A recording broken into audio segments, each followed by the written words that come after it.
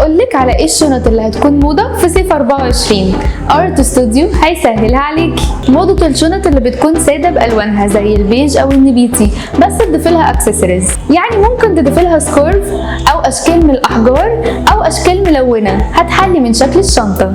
كمان ما نقدرش ننسى الشنطة اللي شكلها شبه الظرف، وبتكون شكلها مستطيلة او مربعة وحجمها متوسط، وبتليق جدا لو انت لابسة دريس منقوش. كمان الشنطة اللي على شكل باكت اللي هي شبه السبت.